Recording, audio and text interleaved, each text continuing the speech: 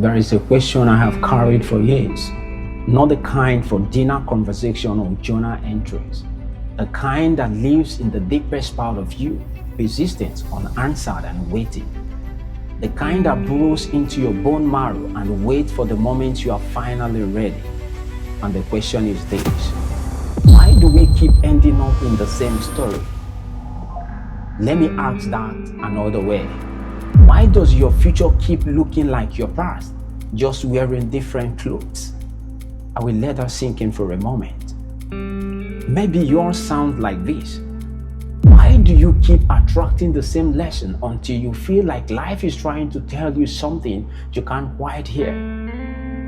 Here is how I used to ask it when I was younger, before I had the language for it. Why does it feel like I am running but the finish line keep moving? And if I am being completely honest with you, why do the things you fear most keep showing up in the things you love most? Same question, 5 different mirrors. But even if one of these landed in your heart just now, then you already know what I'm talking about. The answer has been running through you all along. You just couldn't see the code running it. Or simply put, you just didn't have the language to decode it. Different seasons, different faces, different city maybe. But somehow the feeling is always familiar. Like life keep repeating the same pattern. Like history keep repeating itself in your life. Like you are stuck in a loop you can't quite name. Some of you feel it in your relationship. You pour out yourself completely, your energy, your vulnerability, your full presence, and still find yourself invisible, unacknowledged, and alone in the room. And some of you feel it in your money. You work hard, you grind, you pray, you strategize, but somehow words still keep treating you like a stranger passing by, only waving at you from a distance. That's not nice. And others, you feel it in your peace. No matter what you achieve, no matter how far you climb, that abiding rest, the kind of peace of mind that takes off its shoe and stays, never arrives. You've asked the question, is it generational curse? Is God withholding my blessing? Am I cursed or just broken? Let me show you what's actually going on. What if none of this is random? What if every recurring outcome in your life is engineered? Not by fate, not by circumstances, but by code you can't see. Designed, programmed, running on autopilot since before you could even name it. There is a part of you that you've never truly met. It doesn't announce itself. It doesn't ask for permission, but it has been governing you, deciding what you pursue, what you avoid, what you believe is possible, what you assume you deserve. I call it your subconscious code. And here's what most people will never tell you. This code was written without your consent. Some of it before you could even speak. Some of it by the neighborhood you grew up in. Some of it by your father's silence or your mother's fear. Some of it by the pulpit, your pastor, your imam, your priest, and whoever held the mic. Some of it by the culture that said this is just how things are. You were coded for survival, but now you are trying to live a life of purpose. That's not an upgrade, that's a mismatch. That's just old pain wearing new clothes. You were coded to associate loving someone with losing them, so now you confuse intensity with intimacy. You learned early that having money means losing yourself, so now you mistake stress for success. You learned that good things doesn't last, so when peace arrives, you create problems because silence feels like the calm before the storm. These aren't incidents, they aren't accidents. They are loops, and you are inside them. The pattern has always been there. You just didn't know how to connect the dots. Your life is not stuck. As a matter of fact, your life is patterned. Imagine your mind as an elevator. And no matter what button you press, success, peace, freedom, money, the elevator has been wired to take you to the same floor. That's the floor where the relationship ends when it's just getting good. That's the floor where the money comes and mysteriously vanishes. That's the floor where momentum dies right before the miracle. New year, new vision board, new affirmation. But same elevator, same floor 3. And here is the part that breaks my heart. Most people eventually learn to settle for it and even decorate the floor 3. They hang curtains, buy furniture, light candles, and they call it home. That is human condition, but there are 4 ways to respond. Accept it, reject it, revolt against it, or create the condition that you truly want. The fact that you are here right now listening to my words means something inside you is beginning to glitch. It means something in you is refusing to accept this as final. You are starting to sense that the story you've been living doesn't fit the soul you are becoming. And when the code starts to glitch, the soul begins to remember. That's why you've been so frustrated lately. Not because you are failing, but because your soul is outgrowing your programming. Are you noticing that? You are not broken. You are breaking free. That's exactly what is happening. Let me be clear about something. I am not here to motivate you. Motivation amplifies whatever pattern you are already running. It gives energy to the system without transforming it. And I think that is what repeating. Motivation just gives you more energy to keep doing what you have already been doing. It fuels the same old pattern instead of breaking you free from it. I am here to help you do something far more sacred, to decode what's really running your life. Not the surface stuff, your goals, your habits, your strategies, not those, but the invisible instruction set beneath all of that, the code that decides what you believe is possible, the codes that decide who you think you are allowed to become, the codes that decide what kind of life feels within reach for you. This is not self-help.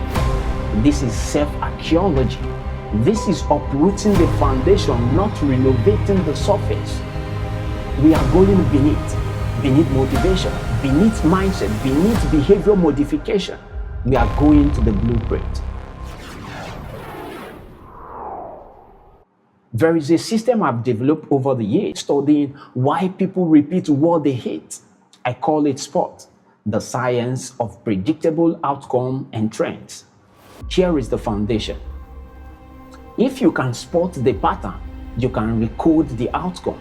SPOT is both spiritual and scientific. It honors mysteries, but it also organizes it into something you can work with. It is a system that lets you trace any outcome back to its invisible origin, reverse engineer the belief that bettered it, install a new code, one that serves your evolution, not your survival. And we are going to walk through it together, not in theory, but in practice. Because here's what I know for sure.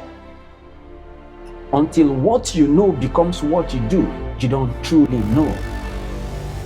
The word must become flesh before it can dwell among you. That sounds familiar, right? Yes. It is phrased in apostolic language. It's phrased in apostolic terms. That's not religious language. That's a neurological language. That's how transformation actually works. Let me show you how deep this goes. There are 3 pillars that form your belief system. each carrying the ideology that now shape how you see all of life reality. Number one is religion. This is where your concept of God was formed, not just theology, but the ultimate source, the unseen power, what's possible beyond you. Then there is culture. This is where your concept of meaning was formed, how you interpret sources, what emotion is acceptable, what roles you are allowed to play in life. But then comes education. This is where your concept of knowledge was formed, what you consider true, what you dismiss as foolish, how intelligence is measured. These three pillars don't just inform you, they contain entire ideologies, complete system of thoughts that now run automatically in your mind. Now here is the part that changes everything. 90 to 95% of your belief system was installed before you were even 7 years old. Before you could even reason, before you could question, before you could concept. It is not accident. The Jewish said, give me a child until he's 7 and I will hand you the man. You were programmed. And now you're living out code you never chose and blaming yourself for the output. The saying, train up a child the way he should go and when he grow up, he will not depart from it, takes its root from this. You were not born poor. You were born human, born unlimited in every spiritual sense, but you learned poverty. Not just financial poverty, though that might be part of it. I am talking about the poverty of imagination, poverty of expectation, poverty of permission.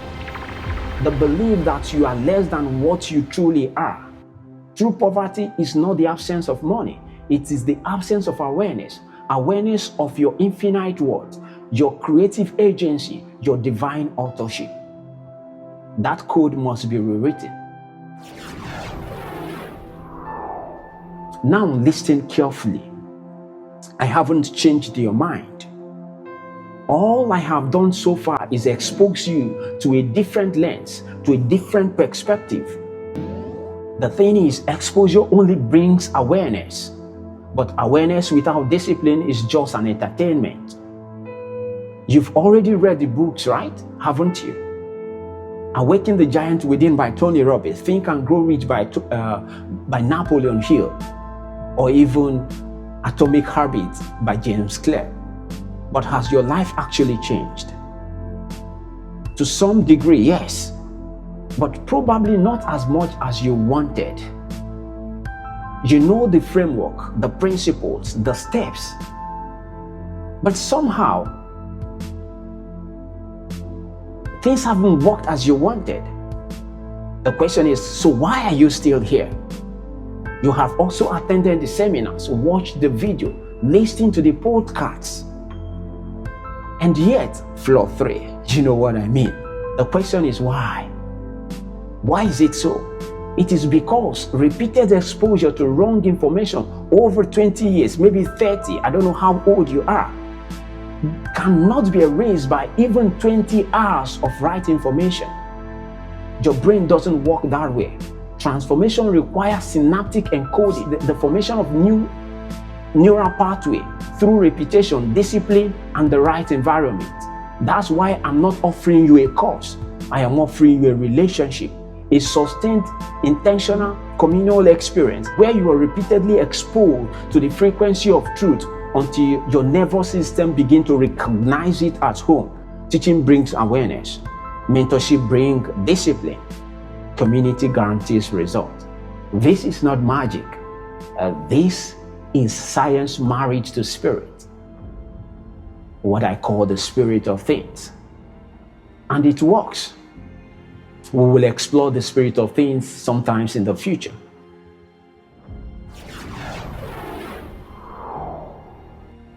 But let me tell you what your greatest enemy is. It is not ignorance. It is the illusion of knowledge. It is believing you already know when what you know is based on a corrupted fact.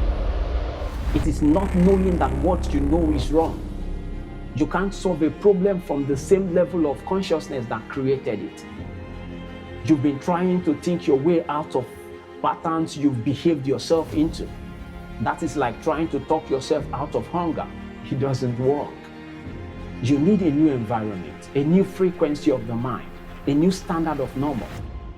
That's what this school provides. So let me be clear. You are not behind. You are not unlucky. You are not under spiritual attack even. You are simply repeating a story you didn't write, but you forgot. You are allowed to rewrite. And now the pain is being returned to you. Not through hype, not through motivation, but through revelation. Through repeated, layered discipline, exposure to a frequency that awakens what was always true, what was always there. This is School of the Mind. We don't give you answers, we dismantle illusions. We don't teach sources. We reveal alignment. And if you are ready, truly ready, to stop decorating floor 3 and start building the life your soul has been whispering about, then I want you to do something sacred. Establish a relationship with me, not as a fan, not as a casual observer, but as a committed participant in your own awakening. Start by subscribing to this channel, the School of the Mind. School of the Mind. Because this is not a one-time transmission. This is a recalibration. And recalibration requires repetition, immersion, and community.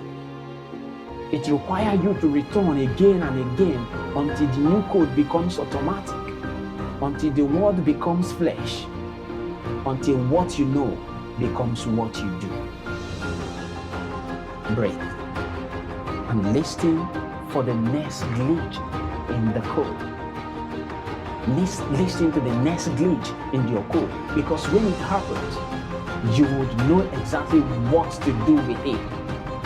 Welcome to the School of the Mind. Class is now in session. I am Napoleon Christopher, your mind architect, and I help people decode the system running their lives. Thank you for your time and attention.